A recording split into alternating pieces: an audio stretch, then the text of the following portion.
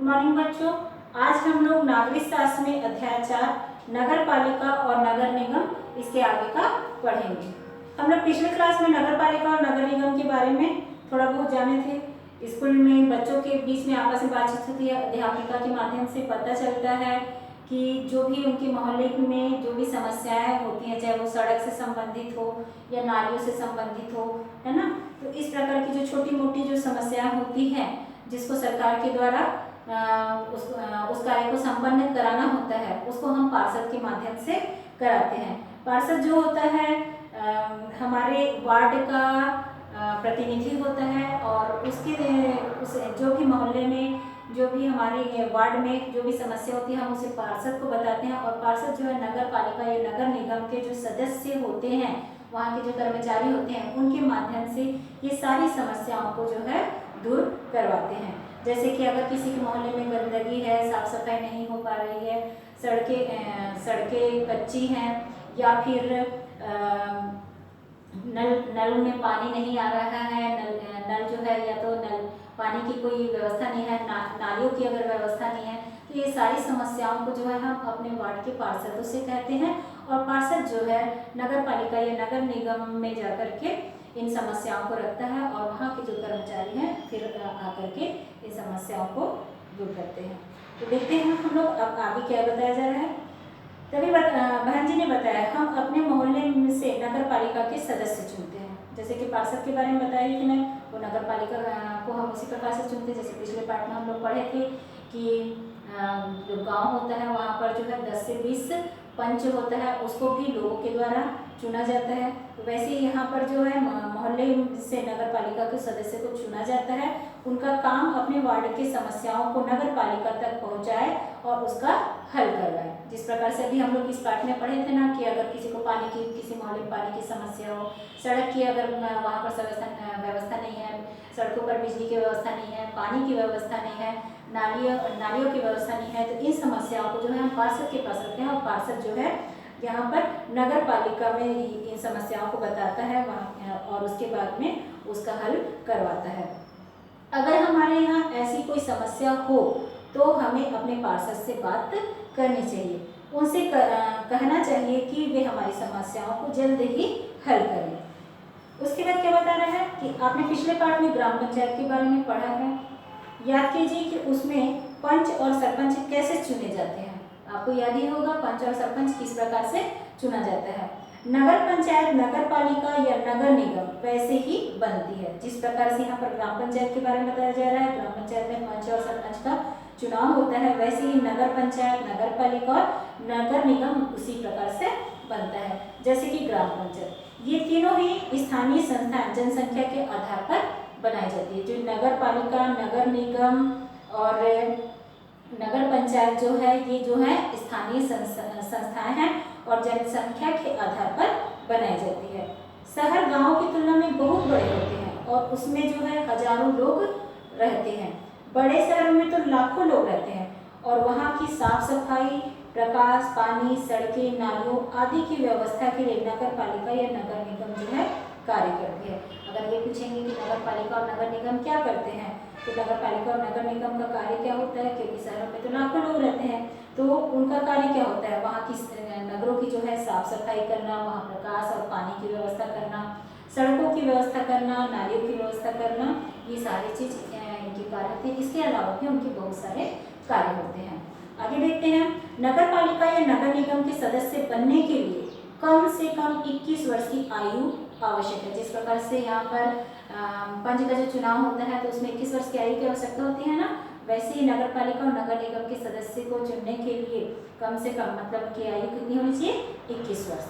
नगर पालिका के सदस्यों की संख्या जो है 15 से 60 होती है। पंच कितने हो सकते हैं, 10 से 20 हो सकते हैं। वैसे नगर पालिका के जो सदस्यों की संख्या कितनी होगी, 15 से 60 होती है। इसी प्रकार नगर निगम के सदस्यों की संख्या 50 से 150 होती है। इसको याद रखेंगे, नगर पालिका में 15 से 60 और नगर निगम में सदस्यों की संख्या 50 से 150 होती है। पूरे शहर को जनसंख्या के आधार पर वार्डों में बांटा जाता है। शहर के सभी लोग जो 18 वर्ष या उससे अधिक उम्र के हों अपना मत दे सकते हैं। ये लोग अपने अपने वार्डों में एक एक पार्षद को 5 वर्ष के लिए चुनते हैं। जिस प्रकार से पंच हो गया, सरपंच हो गया, उसको हम लोग 5 वर्ष के लिए चुनते हैं ना, वैसे ही नगर पालिका और नगर निगम के जो सदस्य होते हैं उनको भी 5 वर्ष के लिए चुना जाता है। और जो उनको वोट देता है उनकी उम्र जो है 18 वर्ष होनी चाहिए। लोगों की समस्याओं को नगर निगम, नगर पालिका सदस्य, नगर पालिका परिषद में रखना तथा उनका हल करवाना पार्षद का काम होता है। जो भी समस्याएं होती हैं उसको नगर पालिका और नगर निगम में रखा जाता है और उनको हल करवाने का भी काम किसका होता है? पार्षद का। ये शहर के लिए विकास की योजनाएं बनाने में और उन्हें लागू करवाने में मदद करते हैं। मतलब कि शहर के लिए जो भी विकास की योजनाएं जो है नगर पालिका नगर निगम के माध्यम से होता है और पार्षद जो है उन्हें लागू करवाने में मदद करता है। सारे चुने हुए पार्षद नगर पालिका या नगर निगम की बैठकों में शामिल होते हैं और इन बैठकों की अध्यक्षता नगर पालिका या नगर निगम के अध्यक्ष करते हैं। जिस प्रकार से ग्राम पंचायत में बैठक होता है तो उसकी अध्यक्षता कौन करता है? सरपंच करता है।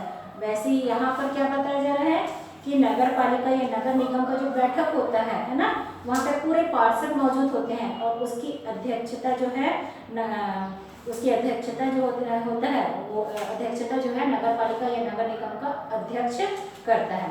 इन्हें भी सारे वार्ड के लोग अपना मत देकर चुनते हैं। और ये जो है अध्यक्ष, जो जिस प्रकार से पंच जो होता है, पंच होता है, पंच से ऊपर जो होता है सरपंच होता है, तो सरपंच का भी चुनाव 5 वर्ष के लिए होता है, पंच का चुनाव अलग होता है। वैसे ही अध्यक्ष का चुनाव भी यहाँ पर नगर पालिका और नगर निगम का जो अध्यक्ष होता है उसका चुनाव भी एक चुनाव प्रक्रिया के द्वारा होता है। नगर निगम के अध्यक्ष को महापौर कहते हैं। इसको याद रखेंगे कि नगर निगम का जो अध्यक्ष होता है उसको महापौर कहते हैं। नगर पालिका या नगर निगम की बैठक में शहर की समस्या, किए जाने वाले काम और आगे की योजना के बारे में चर्चा करते हैं।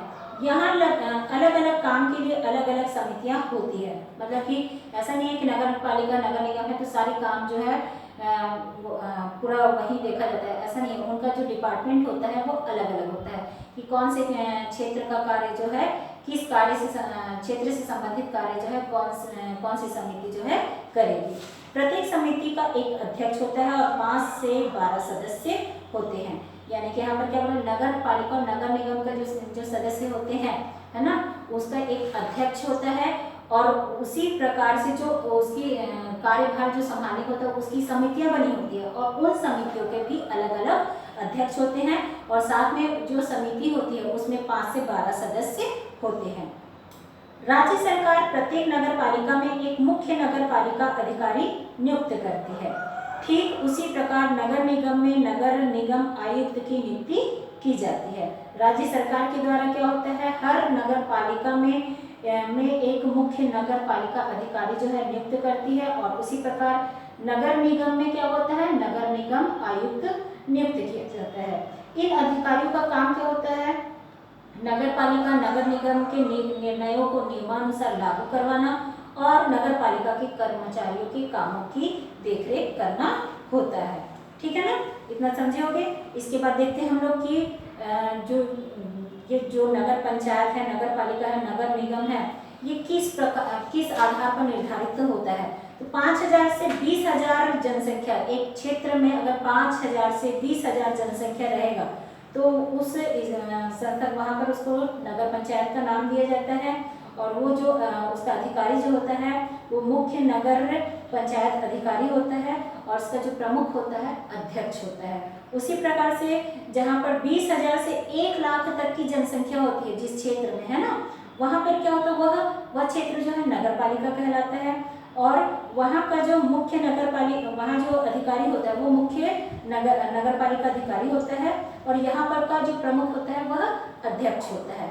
उसी प्रकार से जहाँ पर जिस क्षेत्र में 1 लाख से अधिक जनसंख्या होती है वहाँ पर उस संस्था को, उस क्षेत्र को नगर निगम का नाम दिया जाता है और यहाँ का अधिकारी जो आयुक्त, यानी कि जो सरकार के द्वारा जो है नगर निगम के आयुक्त की नियुक्ति की जाती है, वैसे यहाँ पर उसके द्वारा जो अधिकारी होता है उस आयुक्त की नियुक्ति की जाती है और उसका प्रमुख जो होता है वो महापौर होता है। तो देखते हैं अब आगे नगर पालिका के कार्य और आय के साधन। जिस प्रकार से ग्राम पंचायत में आप लोग पढ़े ही थे, जनपद पंचायत में, जिला पंचायत में, कि उनके आय के साधन क्या है, उनके क्या क्या कार्य होते हैं, वैसे ही इनके भी नगर पालिका के नगर निगम और नगर पालिका के भी उसी प्रकार के कार्य होते हैं, जैसे कि पानी की व्यवस्था, सफाई की व्यवस्था, चिकित्सा की व्यवस्था, सड़कों की व्यवस्था और सड़कों पर प्रकाश की व्यवस्था, कांजी हाउस का प्रबंध कराना, मतलब कि जो पशु होते हैं उनके लिए, है ना, जन्म और मृत्यु का लेखा रखना,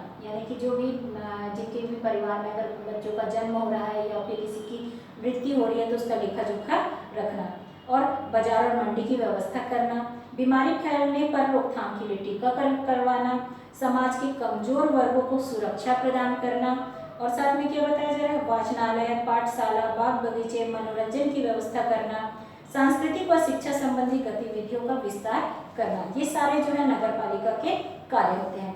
अब नगर पालिका ये कार्य कर रहा है, उसको आय किस प्रकार से होता है, तो उसके आय के लिए क्या होता है, निजी मकान, जमीन आदि पर संपत्ति कर लगाना, हम लोग अपने जैसे कि मकान टैक्स पटाते हैं ना, वैसे ही या फिर हमारी कोई और संपत्ति होती है उसका कर हम पटाते हैं, वही है यहाँ पर। बिजली, पानी, सड़कों और शहर की सफाई के लिए कर वसूलना, दुकानों से कर लेना, जो हम लोग अपने घर के आसपास में या फिर मार्केट में देखते हो खूब सारी दुकानें लगी हुई होती हैं, तो वहाँ पर कर लगाना। मनोरंजन कर लेना, मनोरंजन किस प्रकार से, जो फिल्म और सर्कस जो होता है ना, आप लोग टॉकीज में जाते हो, सर्कस लगता है, उस पर कर लगाना। सरकार से अनुदान प्राप्त करना, विज्ञापन से कर लेना। अचल संपत्ति पर राज्य सरकार द्वारा किए गए कर का अंशदान, किसी शहर की जनसंख्या के आधार पर तय किया जाता है कि वहाँ नगर पंचायत, नगर पालिका या नगर निगम बनेगी। हर एक के अध्यक्ष व मुख्य कार्यपालन अधिकारी अलग अलग होते हैं। तो इस प्रकार से यहाँ पर ये पाठ जो है समाप्त होता है।